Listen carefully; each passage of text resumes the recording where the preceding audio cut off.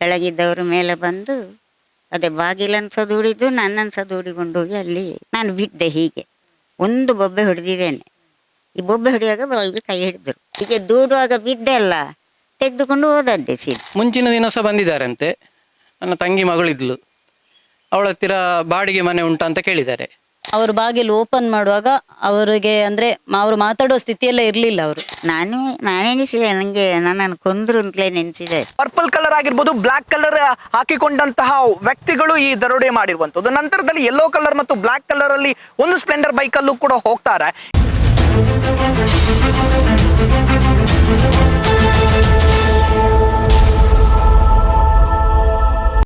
Welcome to our YouTube family Kudla rampage. ನಾವಿವತ್ತು ಮಂಗಳೂರಿಂದ ಸರಿಸುಮಾರು 24 ಕಿಲೋಮೀಟರ್ ದೂರದಲ್ಲಿರುವಂತಹ ಮುಡಿಪು ಕಯರ್ಗೋಳಿಗೆ ಬಂದು ನಿಂತಿದ್ದೀವಿ ಅಂತ ಹೇಳಿದ್ರೆ, ಈ ಮನೆಯಲ್ಲಿ ನಿನ್ನೆ 1.5 ಗಂಟೆ ಸುಮಾರಿಗೆ ದರೋಡೆ ನಡೆದಿರುವಂತದ್ದು. ಇಬ್ರು ಅಪರಿಚಿತ ವ್ಯಕ್ತಿಗಳು ಕೂಡ ಬರ್ತಾರೆ, ಪಕ್ಕಾ ಪ್ಲಾನ್ ಮಾಡ್ಕೊಂಡು ಬರ್ತಾರೆ. ಯಾವ ರೀತಿ ಅಂತ ಹೇಳಿದ್ರೆ, ಈ ಮನೆಯಲ್ಲಿ ಯಾರೂ ಇರೋದಿಲ್ಲ, ಈ ಮನೆಯಲ್ಲಿ ಅಜ್ಜಿ ಮಾತ್ರ ಇರುವಂತದ್ದು ಅಂತೇಳು ಕೂಡ ಇವರಿಗೆ ಗೊತ್ತಿರುತ್ತೆ. ಸೊ ಅವ್ರ ಹತ್ರ ಬಾಡಿಗೆ ಮನೆ ಇದೆಯಾ ಅಂತೇಳಿ ಕೇಳ್ಕೊಂಡು ಬರ್ತಾರಂತೆ ಈ ಖತರ್ನಾಕ್ ಕಳ್ಳರು. ಇಲ್ಲಿ ಸುತ್ತಮುತ್ತ ಒಂದಷ್ಟು ಮನೆಗಳು ಕೂಡ ಇದೆ. ಆ ಮನೆಯಲ್ಲಿ ಜಾಸ್ತಿ ಜನ ಇರೋದಿಲ್ಲ, ವೃದ್ಧೆಯರೇ ಜಾಸ್ತಿ ಇರುವಂತದ್ದು. ಒಂದಷ್ಟು ಹೋಟೆಲ್ ಇದೆ, ಮತ್ತೆ ಈ ಕಡೆ ಒಂದು ಮನೆ ಇದೆ, ಆ ಕಡೆ ಮನೆಯಲ್ಲೂ ಕೂಡ ಯಾರು ಇರೋದಿಲ್ಲ, ಅದು ಖಾಲಿ ಆಗಿದೆ ಮನೆ.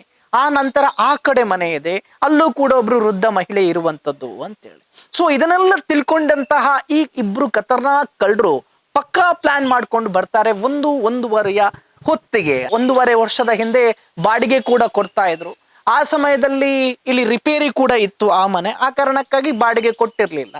ಇವರು ಬಾಡಿಗೆ ಕೊಡ್ತೀರಾ ಅನ್ನುವಂತಹ ವಿಚಾರದಲ್ಲೂ ಕೂಡ ಕೇಳ್ಕೊಂಡು ಬಂದಿರುವಂತದ್ದು, ನಿಮ್ಮ ಮನೆ ಬಾಡಿಗೆ ಕೊಡ್ತೀರಾ ಅಂತೇಳಿ. ವಿಚ್ ಮೀನ್ಸ್ ಇವರಿಗೆ ಗೊತ್ತಿತ್ತು ಇದು ಬಾಡಿಗೆ ಕೊಡುವಂತಹ ಮನೆ ಅಂತೇಳಿ.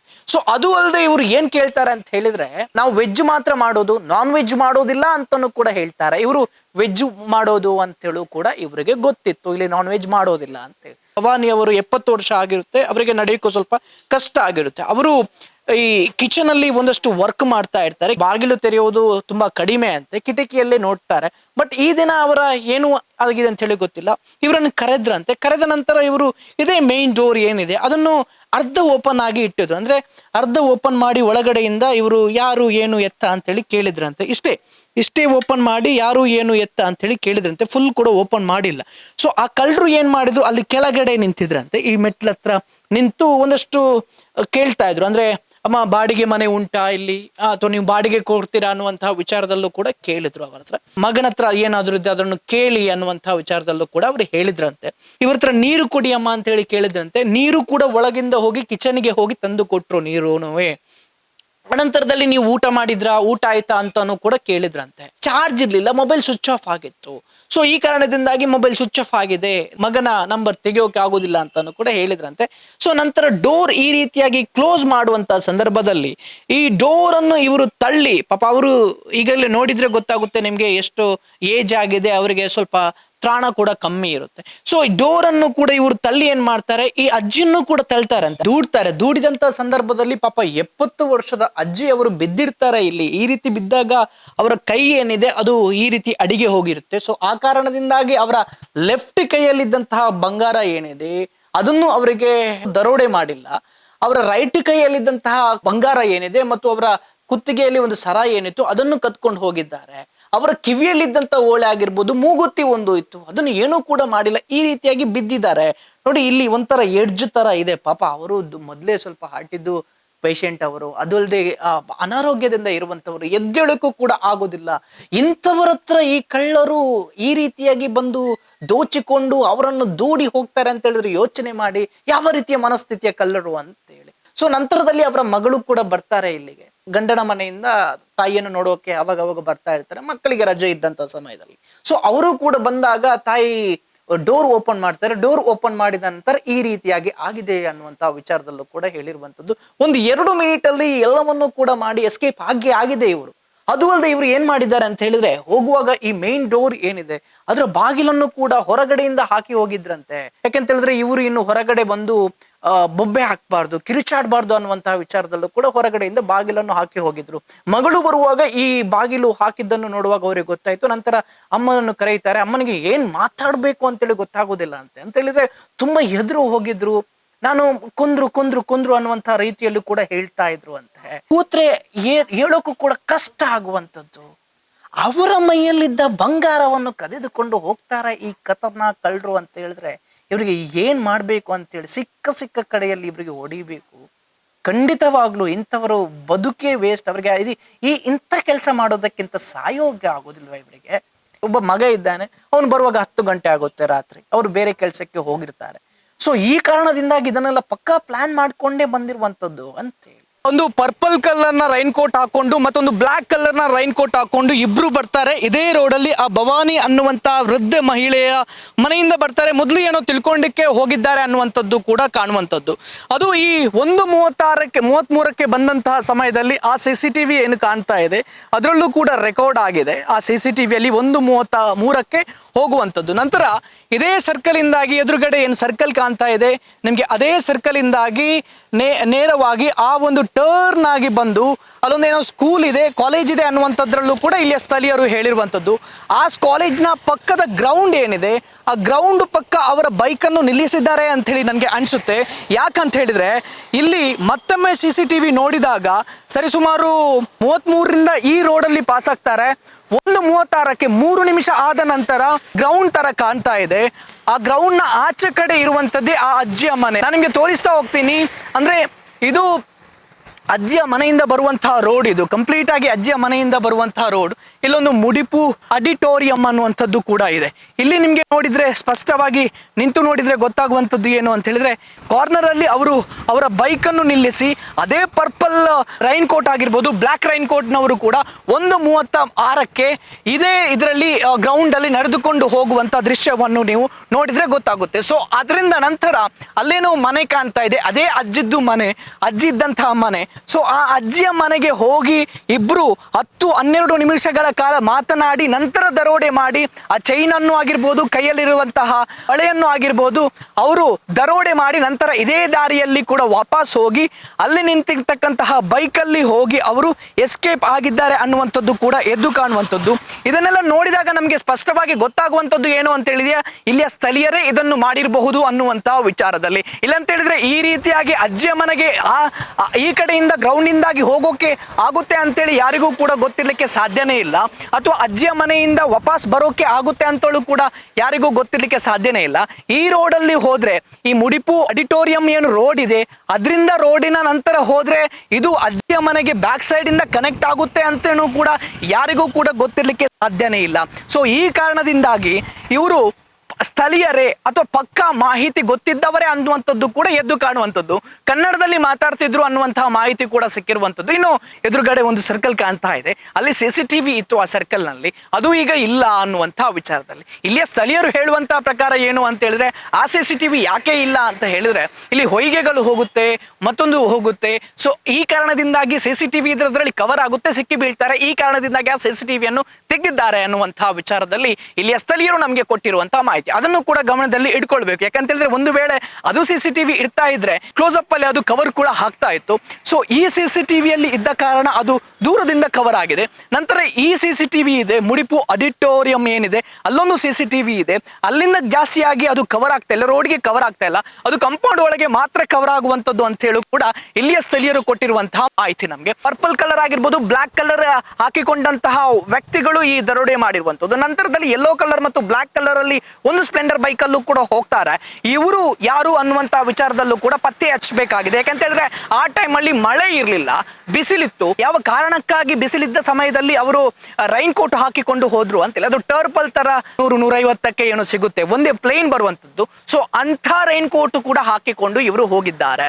ಸೊ ಹೀಗಿರ್ಬೇಕಾದ್ರೆ ಈ ಯೆಲ್ಲೋ ಮತ್ತು ಬ್ಲಾಕ್ ಕಲರ್ ಏನು ಸ್ಪ್ಲೆಂಡರ್ ಹೋಗಿದೆ ಅದಕ್ಕೂ ಕೂಡ ಲಿಂಕ್ ಇದೆಯಾ ಅನ್ನುವಂತ ವಿಚಾರದಲ್ಲೂ ಕೂಡ ತನಿಖೆ ನಡೆಯಬೇಕಾಗಿದೆ. ನೋಡೋಣ ಯಾವ ರೀತಿಯಾಗಿ ಪೊಲೀಸರು ತನಿಖೆ ಮಾಡ್ತಾರೆ, ಯಾವ ರೀತಿಯಾಗಿ ದರೋಡೆಕೋರರನ್ನು ಸದೆ ಬಡಿತಾರೆ ಅಂತೇಳಿ. ಒಂದು ಗುಂಪು ನೋಡಿದಾಗ ಇಲ್ಲಿ ಕಾರ್ಯಾಚರಣೆ ನಡೆಸ್ತಾ ಇದೆ ಅನ್ನುವಂಥದ್ದು ಕೂಡ ಸ್ಪಷ್ಟವಾಗಿ ಎದ್ದು ಕಾಣುವಂಥದ್ದು. ನೋಡಿ, ಈ ಖತರ್ನಾಕ್ ಕಳ್ಳರು ಯಾವ ರೀತಿಯಾಗಿ ಪ್ಲಾನ್ ಮಾಡಿದ್ದಾರೆ ಅಂತ ಹೇಳಿದ್ರೆ ಇಲ್ಲಿಯವರೇ ಅಂತ ಹೇಳಿ ಸ್ಪಷ್ಟವಾಗಿ ಗೊತ್ತಾಗೋದು ಯಾವ ಕಾರಣಕ್ಕೆ ಅಂತ ಹೇಳಿದ್ರೆ ಆ ಸರ್ಕಲ್ ಇಂದ ಬಂದಂತವರು ಈ ಎದುರುಗಡೆಗೆ ಒಂದು ಸೂರ್ಯ ಇನ್ಫ್ರಾಟೆಕ್ ಪಾರ್ಕ್ ಏನ್ ಕಾಣ್ತಾ ಇದೆ ಅದರ ಎಕ್ಸಾಕ್ಟ್ ಎದುರುಗಡೆ ಇರುವಂತ ಒಂದು ಮೈದಾನ. ಸೊ ಇಲ್ಲಿಂದಾಗಿ ಅವರು ಹೋಗಿರುವಂತದ್ದು ಅಂತೇಳಿ ಅದರ ಎಕ್ಸಾಕ್ಟ್ ಆಗಿ ಅಪೋಸಿಟ್ ಇರುವಂತ ಒಂದು ಮೈದಾನ. ಸೊ ಇದು ಮೈದಾನ ಮೋಸ್ಟ್ಲಿ ಇಲ್ಲಿ ಎಲ್ಲೋ ಅವರ ಬೈಕ್ ಸ್ಪ್ಲೆಂಡರ್ ಅನ್ನು ಕೂಡ ಇಟ್ಟಿರ್ಬೇಕು.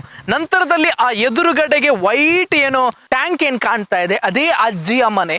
ಸೊ ಆ ಅಜ್ಜಿಯ ಮನೆಯಲ್ಲಿ ದರೋಡೆ ಮಾಡಿ ಅಜ್ಜಿಗೆ ಹಲ್ಲೆ ಮಾಡಿ ನಂತರ ಅದೇ ಕಂಪೌಂಡ್ ಇಂದ ಹಾರಿ ಈ ಕಡೆಯಾಗಿ ಹೊರಗಡೆ ಬಂದಿರುವಂತದ್ದು, ಈ ಕಡೆಯಿಂದಾಗಿ ಹೊರಗಡೆ ಬಂದು ಎಸ್ಕೇಪ್ ಆಗಿದ್ದಾರೆ. CCTVಯಲ್ಲಿ ಸ್ಪಷ್ಟವಾಗಿ ಕೂಡ ಗೊತ್ತಾಗುವಂತದ್ದು 10 ರಿಂದ 12 ನಿಮಿಷದ ಒಳಗಡೆ ಈ ಕೆಲಸವನ್ನು ಮಾಡಿದ್ದಾರೆ. ಸೊ ಇವರಿಗೆ ಎಲ್ಲಾನು ಕೂಡ ಗೊತ್ತಿತ್ತು ಎಲ್ಲಿಂದ ಹೋದ್ರೆ CCTV ಕವರ್ ಆಗುವುದಿಲ್ಲ ಅನ್ನುವಂತ ವಿಚಾರದಲ್ಲಿ. ಸೊ ಈ ಕಾರಣದಿಂದಾಗಿ ಇದು ಸ್ಥಳೀಯರೇ ಮಾಡಿದ್ದಾರೆ. ಇದು ತುಂಬಾ ಈಸಿ ಇದೆ, ಇನ್ನು ಲೀಡ್ ಸಿಕ್ಕಿ ಆಗಿದೆ. ಅಷ್ಟು ಪ್ರೊಫೆಷನಲ್ ಕಲ್ಲರು ಅಲ್ಲ. ಒಂದು ವೇಳೆ ಪ್ರೊಫೆಷನಲ್ ಆಗಿದ್ರೆ ಖಂಡಿತ ಅವರ ಕಿವಿಯಲ್ಲಿದ್ದ ಮೂಗಲ್ಲಿದ್ದ ಎಲ್ಲವನ್ನೂ ಕೂಡ ಕೊಂಡೋಗ್ತಾ ಇದ್ರು, ಮನೆ ಕೂಡ ಜಾಲಾಡ್ತಾ ಇದ್ಲು. ಅದು ಯಾವುದು ಕೂಡ ಇವರು ಮಾಡಿಲ್ಲ. ವಿಚ್ ಮೀನ್ಸ್ ಏನಕ್ಕೋ ಕದಿಯೋಕೆ ಅಂತೇಳಿ ಬಂದಿದ್ದಾರೆ, ಸಿಕ್ಕಿದೆ, ಹೊರಟು ಹೋಗಿದ್ದಾರೆ.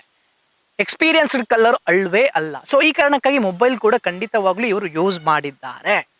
ಸೊ ಟವರ್ ಡಂಪ್ ತೆಗೆದ್ರೆ ಗೊತ್ತಾಗುತ್ತೆ ಯಾರ ಮೊಬೈಲ್ ಆ 1:33 ಸಮಯದಲ್ಲಿ ಅಲ್ಲಿ ಕಾರ್ಯಾಚರಣೆ ನಡೀತಾ ಇತ್ತು ಅಂತೆ. ಸೊ ನಮ್ಮ ಜೊತೆಗೆ ಭವಾನಿ ಅಜ್ಜಿ ಅವರು ಕೂಡ ಇದ್ದಾರೆ.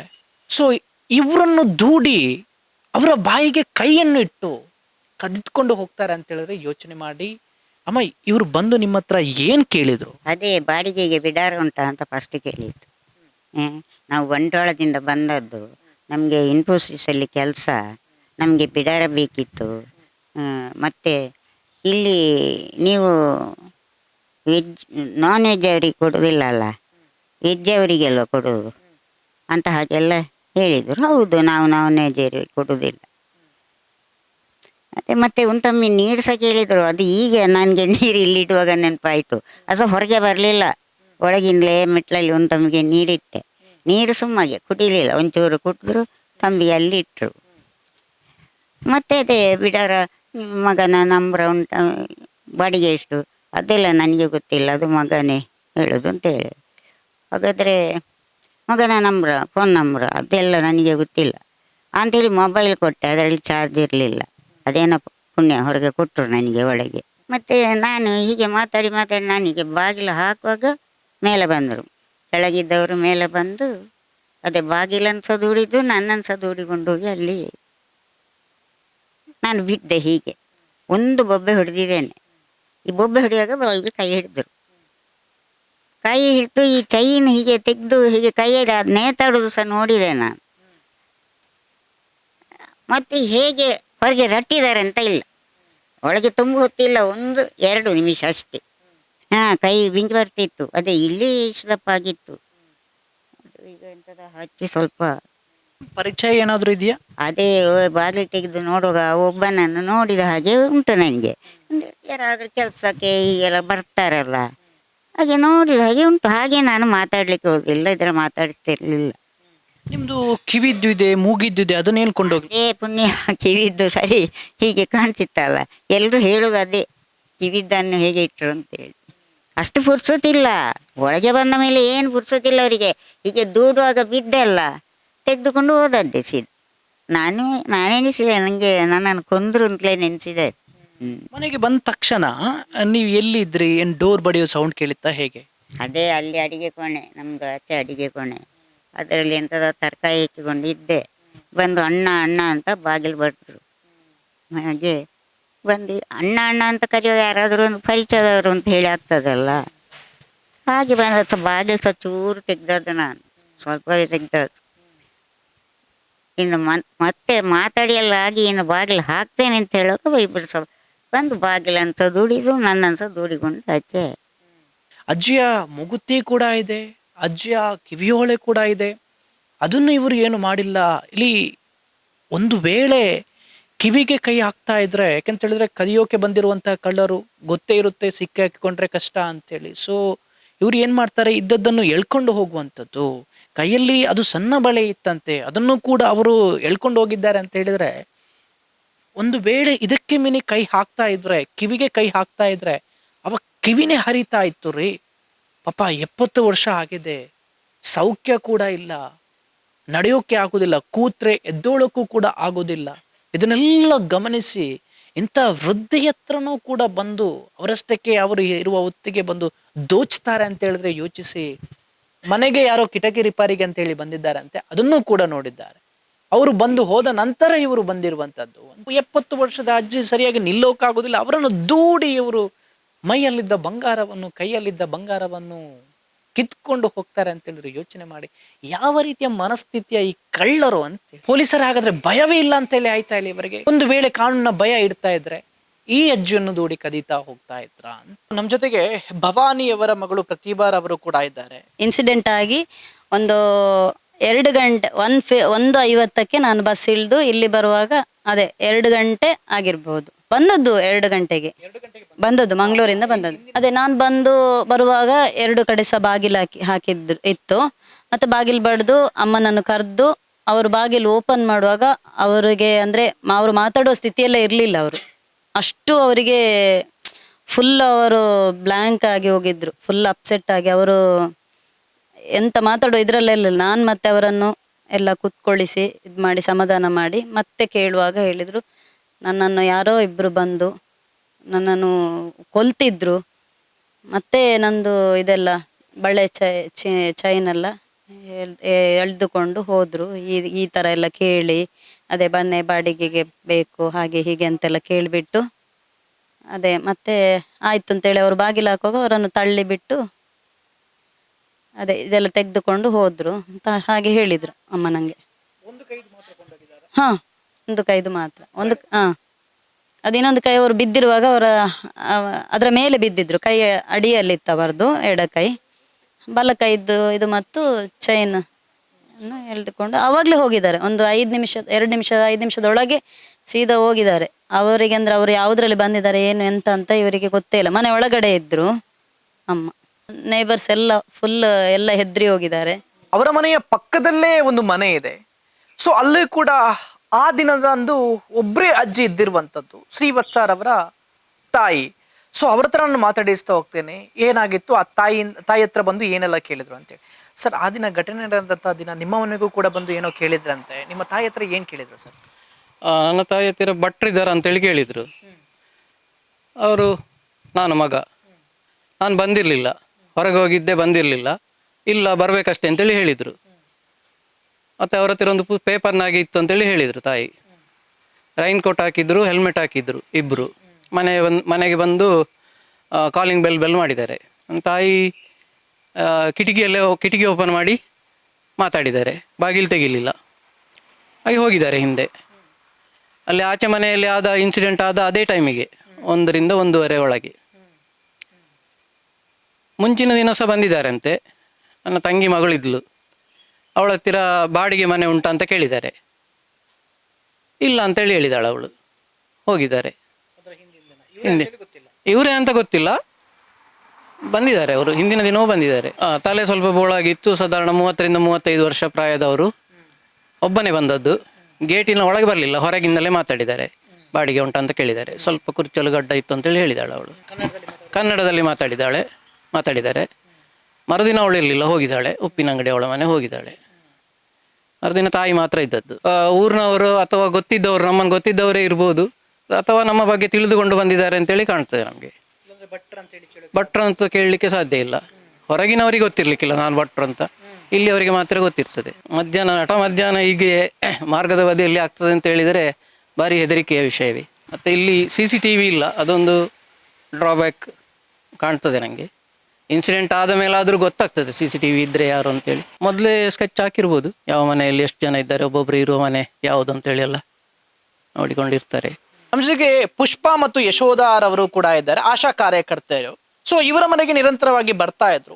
ನಿನ್ನೆ ಹೋಗುವಂತ ಸಮಯದಲ್ಲಿ ಯಾರೋ ಅಲ್ಲಿ ಹೆಲ್ಮೆಟ್ ಹಾಕಿರೋದನ್ನು ಕೂಡ ಇವರು ನೋಡಿರ್ತಾರೆ. ಸೊ ಅವರೇ ಅನ್ನುವಂಥದ್ದು ಕೂಡ ಇವರಿಗೆ ಒಂದಷ್ಟು ಸಂಶಯ ಇದೆ. ಅವ್ರ ಹತ್ರ ನಾನು ಮಾತಾಡಿಸ್ತಾ ಹೋಗ್ತೀನಿ. ಏನ್ ನೋಡಿದ್ರಿ ನಿನ್ನೆ ಅಲ್ಲಿ? ನಾನು ಎಂತ ಸರ್, ನಾನು ರೋಡಲ್ಲಿ ಬರುವಾಗ ನಾನು ಆಚೆಯಿಂದ ನಾನು ಮನೆಗೆ ಹೋಗುದು, ಅವರು ಈಚೆಯಿಂದ ಬರುವುದು. ನನ್ನನ್ನು ನೋಡಿ ಸ್ವಲ್ಪ ಸ್ಲೋ ಆಗಿ ಬಂದರು. ಸ್ಲೋ ಆಗಿ ನಾನು ನೋಡಿದೆ, ನನ್ನ ಸಂಬಂಧಿಕರ ಏನೋ ನನಗೆ ನಿಲ್ಲಿಸಿದ ಅಂತ ನಾನು ಗ್ರಹಿಸಿದೆ. ಆಮೇಲೆ ಹೆಲ್ಮೆಟ್ ತೆಗೆದ್ರು ಮುಖದಿಂದ ನೋಡಿ ನನ್ನ ಪರಿಚಯದವರಲ್ಲ ಅಂತ ನಾನು ಸೀದಾ ಮನೆಗೆ ಮುಂದೆ ಹೋದೆ. ಗೊತ್ತಿರಬಹುದು ಅವರಿಗೆ, ಗೊತ್ತಿದ್ದವರೇ ನಮ್ಮನ್ನು ನೋಡಿ ಏನು ನಿಂತದ್ದ, ನಾವು ಆಚೆ ಈಚೆ ಹೋಗ್ತೇವಲ್ಲ ಅದಕ್ಕೆ ಅಲ್ಲಿ ನಿಂತ್ರ ಅಂತ ಗೊತ್ತಿಲ್ಲ ನನಗೀಗ. ಆ ಕಡೆ 2 ಮನೆಗೆ ಹೋದೆವಲ್ಲ, ನಮ್ಮನ್ನು ನೋಡಿ ಅರ್ಧ ಗಂಟೆ ಅವರು ಕೂತು ಇವರು ಹೋಗ್ತಾರ ಇಲ್ವಾ ಅಂತ. ನೀವು ನೋಡಿರ್ತೀರಿ ಸಿಗ್ನಲ್ ಅಲ್ಲಿ ಪೆನ್ ಮಾರೋದು, ಬಲೂನ್ ಮಾರೋದು, ಅಥವಾ ಬೇರೆ ಬೇರೆ ಬೇರೆ ಆಟಿಕೆಯ ಸಾಮಾನುಗಳನ್ನು ಮಾರೋದು. ಅವರಿಗೆ ಯಾರು ತಂದು ಕೊಡ್ತಾರೆ, ಎಲ್ಲಿಂದ ಬರುತ್ತೆ? ಏಕಾಏಕಿಯಾಗಿ 3, 4, 5, 6 ಜನ ಬರ್ತಾರೆ. ಮನೆಗೆ ಕೆಲವರು ಬರ್ತಾರೆ, ಕಂಬ್ಲಿಯನ್ನು ಹಿಡ್ಕೊಂಡು ಬರ್ತಾರೆ, ಆಟಿಕೆ ಸಾಮಾನನ್ನು ಹಿಡ್ಕೊಂಡು ಬರ್ತಾರೆ, ಬಟ್ಟೆಯನ್ನು ಕೇಳ್ಕೊಂಡು ಬರ್ತಾರೆ. ನಂತರದಲ್ಲಿ ಇವರು ಮಾಡುವಂಥದ್ದು ಈ ರೀತಿ ಪ್ಲಾನ್ ಮಾಡಿ ದರೋಡೆ. ಅವ್ರಿಗೇನಾದ್ರು ಬೈದ್ರೆ, ಅವರನ್ನೇನಾದ್ರು ಹೇಳಿದ್ರೆ, ಯಾಕೆ ಕೂತ್ಕೊಂಡಿದ್ಯಾ ಇಲ್ಲಿ ಅಂತೇಳಿ ಕೇಳಿದ್ರೆ ದೌರ್ಜನ್ಯ. ಸೊ ಪತ್ತೆ ಹಚ್ಚೋಕೆ ಜಾಸ್ತಿ ಸಮಯ ಬೇಕಾಗಿಲ್ಲ, ಪೊಲೀಸರಿಗೆ ಇಂಟ್ರೆಸ್ಟ್ ಇದ್ರೆ. ನೋಡೋಣ ಯಾವ ರೀತಿಯಾಗಿ ಪತ್ತೆ ಹಚ್ಚುತ್ತಾರೆ ಅಂತ.